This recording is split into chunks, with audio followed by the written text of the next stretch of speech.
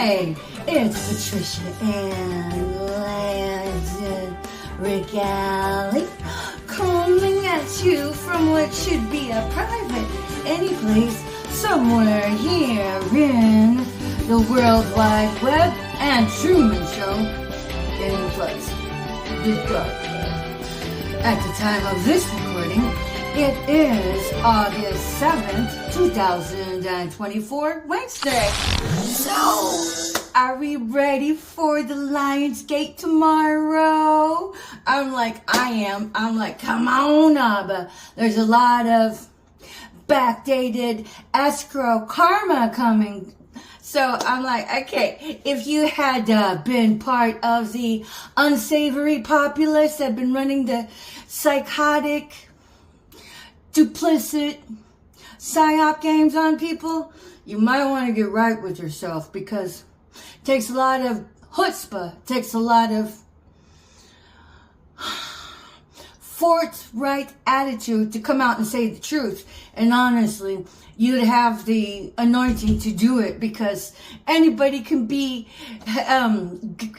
gassed up with their palms all slopped up in all of that blood coin, but it's going to take a special kind of person to admit they were wrong and tell the truth. So, but there is anointing and grace in that, so good luck with it. Because I'm like, I've been peering through the ethers on YouTube through the talented mystics and seers, and yeah, I am like ever so excited that there's a lot of tables be flipping.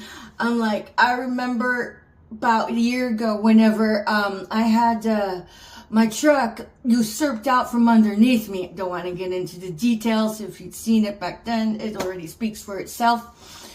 But I still have been waiting, doing the pee-pee dance. Like, come on, guys. Come on. Please, please, please, please, please, please, please, please. Somebody approach me and bring me the truth and the validity of my own case. And nothing.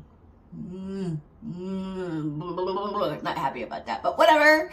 Then I'm all like, there's the Lionsgate, but here's the thing though about faith, is that even though your eyes will meet the chronological time frame of what's in front of you and what's behind you, and right up to like what's in front of your nose, but you have to hold the vision of your own faith.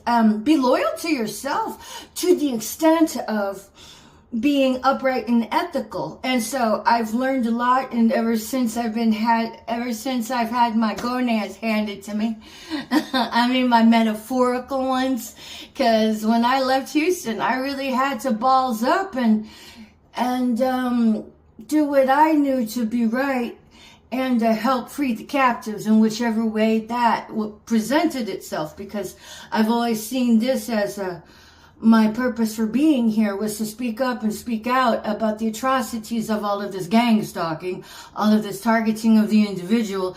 And for the life of me, I still cannot figure out why anybody running for political office would say, hey, I need you right now, not tomorrow, not yesterday, right now, to give me $10 for my own political agenda, when they're not even promoting what they're going to do about the gang stalking. I'm like, okay, you want $10 to do what is right, but how come you haven't even mentioned what your plans is to bring an abolishment date for the goddamn gang stalking and targeting of the individual? I mean, if you're running for political office, you need to get your continuing education hours in place and fix the disconnect of the gap between you and the community you express political motivation to serve, not to be served, but to serve, because all of everybody's freaking campaign is, this guy sucks, this is why, and I'm so much better because I suck less.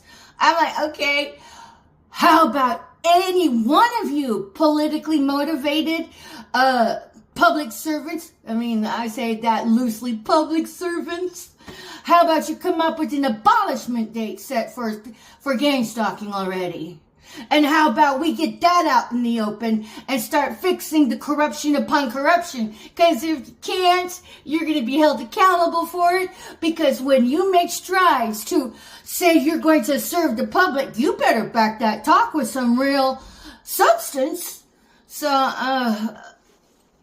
one of the things that I have come to learn is that I know that the opposition and all these other two-faced bastards that have been backbiting me as a person, they think just because somebody has the inside dirt that is correct. Bitch, you all have been fed lies. How many of you had even gone to make a stride to confirm or deny or validate what you've been told about anybody? I mean, if you're going to pick a side, whether you're for or against somebody, shouldn't you have at least had a conversation with them already? So, but I know that there is like talk that, oh, I'm so weak and I'm so stupid. I'm like, whatever. I'm like, anytime somebody wants to believe in the gossip and slander on me, I'm like, help yourself. Because I'm not going to arm wrestle you while I am not what anybody says. I give you to the Most High, and I'm trucking it. I'm like, I got things to do. I got things that I'm still vying for, like wisdom, clarity, enlightenment.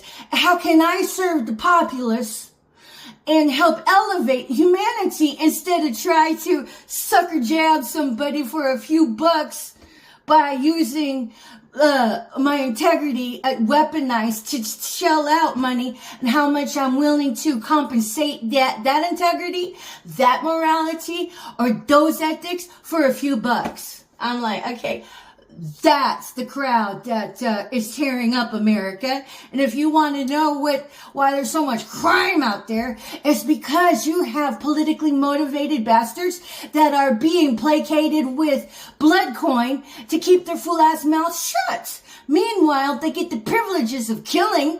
They get the privileges of all of this human trafficking, and then they get the privileges of all of the molestation going on out in the world instead of being accountable for dismantling that Hydra head.